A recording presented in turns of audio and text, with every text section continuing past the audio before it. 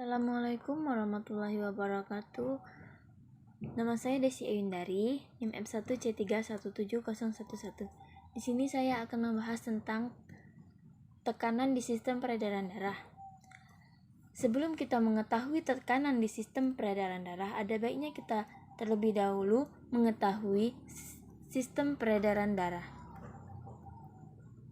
Sistem peredaran darah atau sistem sirkulasi darah berfungsi untuk menjaga seluruh anggota tubuh tetap hidup dengan cara mengantarkan oksigen dan nutrisi. Oksigen dan nutrisi diantarkan ke seluruh tubuh menaiki angkutan transportasi yang disebut dengan darah. Sistem peredaran darah merupakan suatu sistem yang berguna untuk menyalurkan berbagai zat penting seperti nutrisi dan oksigen dari jantung ke seluruh tubuh. Sistem peredaran darah manusia tersusun atas organ-organ yang berperan dalam pengangkutan darah di dalam tubuh. Organ dalam sistem peredaran darah. Yang pertama adalah jantung. Jantung merupakan organ vital di tubuh manusia yang bertugas sebagai pemompa darah ke seluruh tubuh. Yang kedua adalah darah. Darah adalah komponen terpenting dari sistem peredaran darah. Darah memiliki fungsi sebagai pembawa nutrisi, oksigen, hormon, antibodi, serta berbagai zat lainnya dari dan ke seluruh tubuh.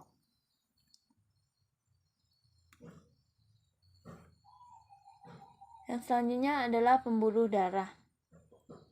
Pembuluh darah merupakan sistem peredaran darah berbentuk tabung otot elastis atau pipa yang berfungsi membawa darah dari jantung ke bagian tubuh lainnya, ataupun sebaliknya. Pembuluh darah bisa dibedakan menjadi dua, yaitu pembuluh nadi atau arteri dan pembuluh balik atau vena. Pembuluh nadi atau arteri merupakan pembuluh darah yang berfungsi membawa darah keluar dari jantung, baik ke seluruh tubuh maupun ke paru-paru. Pembuluh balik atau vena merupakan pembuluh darah yang berfungsi membawa darah kembali ke jantung dari seluruh tubuh atau dari paru-paru. Tekanan di sistem peredaran darah.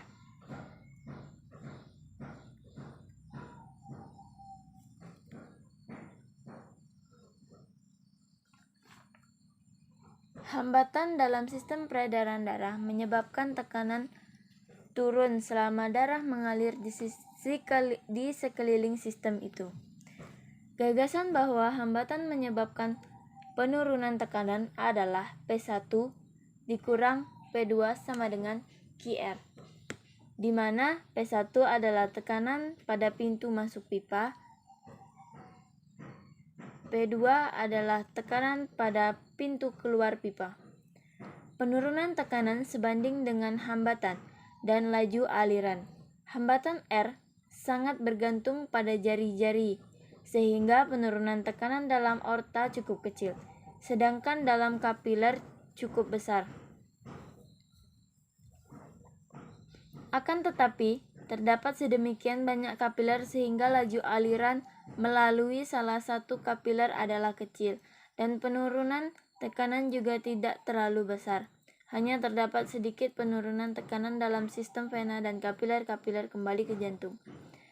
Hal ini disebabkan oleh dua vena besar yang mengembalikan darah ke sisi kanan jantung masing-masing mempunyai ukuran lebih besar daripada aorta. Sisi kanan jantung menaikkan tekanan darah untuk memompa darah melalui paru-paru. Hambatan paru-paru menurunkan tekanan lagi sebelum darah masuk ke sisi kiri jantung, di mana proses tersebut berlanjut. Ada satu hal yang perlu ditekankan, yakni penurunan kecepatan dari aorta ke kapiler-kapiler tidak disebabkan oleh hambatan terhadap aliran. Hambatan menyebabkan penurunan tekanan tetapi tidak mempengaruhi kecepatan. Hal ini dapat dilihat dari kenyataan bahwa kecepatan bertambah lagi dalam vena sementara tekanan tetap turun dalam vena yang menuju ke jantung. Percabangan dan penggabungan kembali pembuluh-pembuluh darah yang serupa terjadi dalam paru-paru.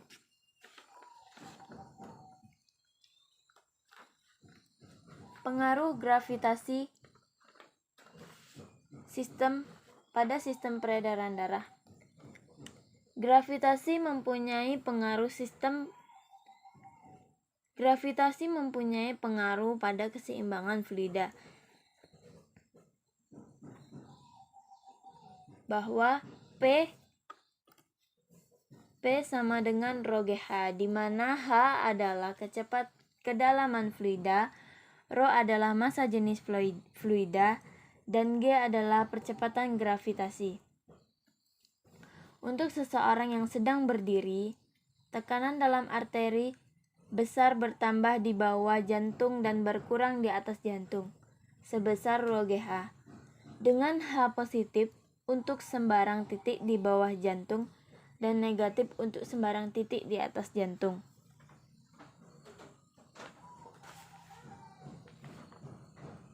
Jika tekanan P kepala terlalu rendah, maka tekanan dalam arteri besar dalam kaki adalah P kaki sama dengan P jantung ditambah Rho GH kaki.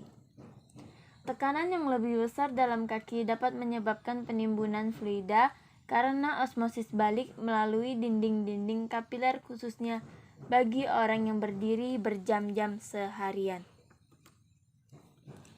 Energi dan daya yang diberikan jantung.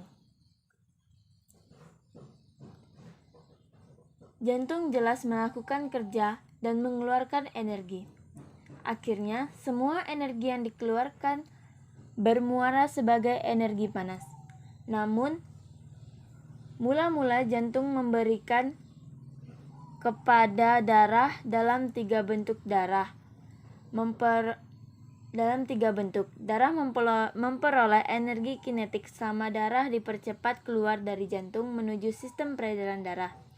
Jantung juga diberikan energi potensial gravitasi kepada darah yang dipompa ke titik yang lebih tinggi.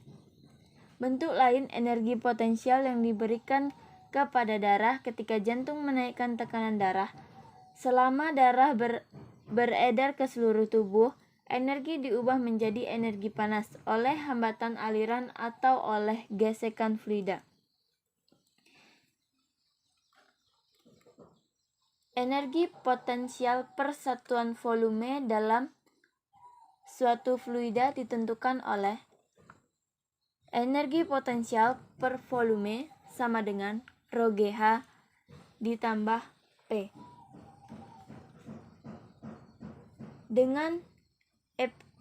Dengan EP adalah energi potensial, V adalah volume, H adalah kedalaman, Rho massa jenis,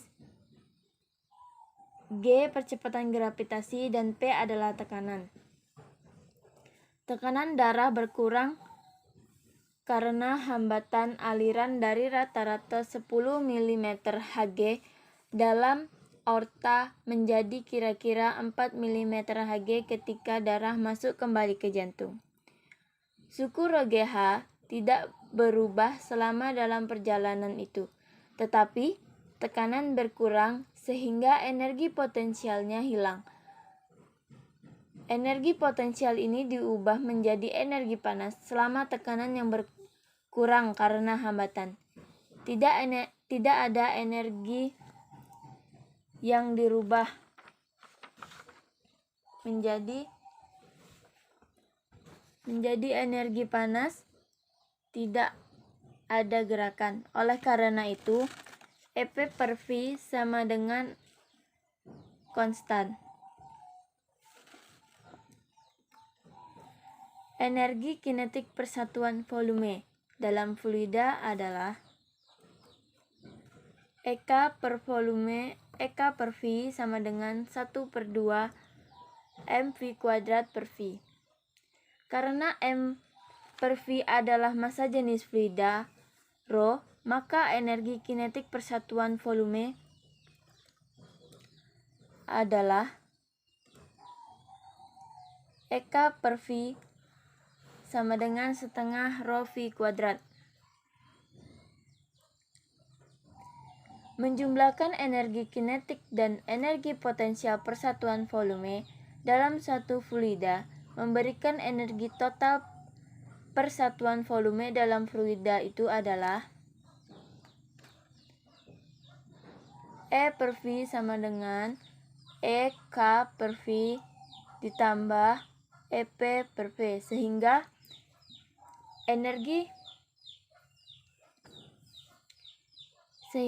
EP sama dengan E per V sama dengan 1/2 rho V kuadrat ditambah rho GH ditambah P. Maka energi total yang dihasilkan adalah E sama dengan 1/2 rho V kuadrat ditambah rho GH ditambah P dikali V.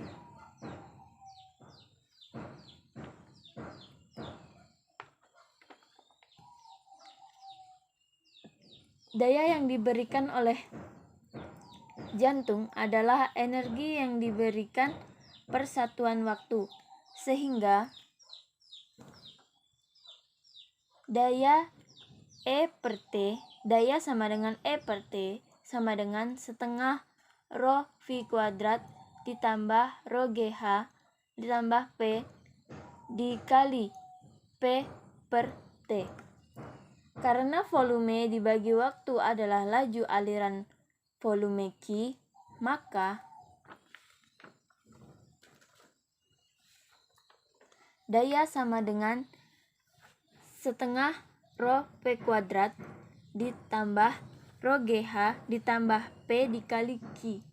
Masing-masing suku dalam persamaan ini menggambarkan daya yang dialirkan untuk tujuan tertentu.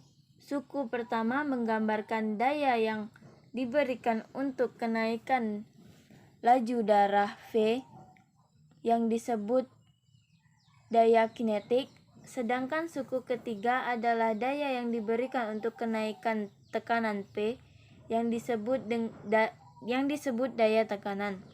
Suku kedua dapat diabaikan untuk jantung karena H tidak dinaikkan secara langsung oleh jantung.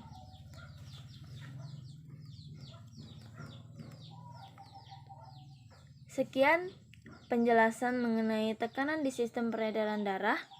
Lebih kurangnya saya mohon maaf. Terima kasih. Wassalamualaikum warahmatullahi wabarakatuh.